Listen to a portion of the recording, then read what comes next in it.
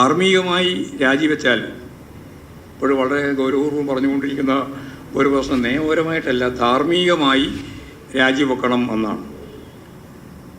ധാർമ്മികമായി രാജിവെച്ചാൽ കുറ്റവിമുക്തമാക്കപ്പെട്ടു കഴിഞ്ഞാൽ ധാർമ്മികമായി തിരികെ വരാനാവില്ല. ധാർമ്മിക നിയമസംഹിത ഇല്ല. ഉള്ള നിയമം തിരഞ്ഞെടുപ്പ് നിയമമാണ്.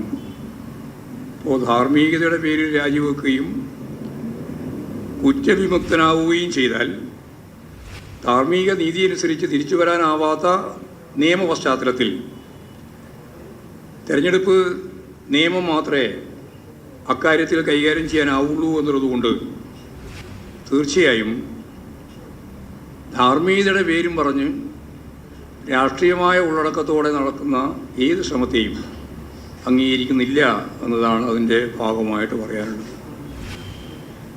കുറ്റവും ആരോപിതൻ ആയ ആളാണല്ലോ നിയമത്തിൻ്റെ മുമ്പിലേക്ക് വരുന്നത്. അങ്ങനെ കുറ്റാരോപിതൻ മാത്രമായ ഘട്ടത്തിൽ രാജി ആവശ്യം അംഗീകരിക്കുന്നില്ല. എന്നാൽ കുറ്റം അംഗീകരിച്ചു കഴിഞ്ഞാൽ സ്വാഭാവികമായിട്ടും ആവശ്യമായ നിലപാടുകൾ സ്വീകരിക്കുന്നതിൽ ഒരു കുറ്റകൃത്യവും ചെയ്യേണ്ട കാര്യമില്ല. ഈ രണ്ടും വേർതിരിച്ച് മനസ്സിലാക്കേണ്ടതുണ്ട്, മനസ്സിലാക്കിക്കൊണ്ട് നിലപാട് സ്വീകരിക്കേണ്ടതുണ്ട്. അപ്പോൾ ആ കാര്യം ശരിയായ രീതിയിൽ കൈകാര്യം ചെയ്യുകയും ചെയ്യും. രാഷ്ട്രീയ ലക്ഷ്യം വെച്ചു മറ്റുള്ള ഇപ്പോൾ കാണുന്ന ഈ മുറവിളിയൊന്നും അംഗീകരിക്കാൻ സാധിക്കുന്ന ഒന്നല്ലെന്ന് ഞാൻ ഈ സന്ദർഭത്തിൽ പറഞ്ഞു വെക്കുകയാണ്.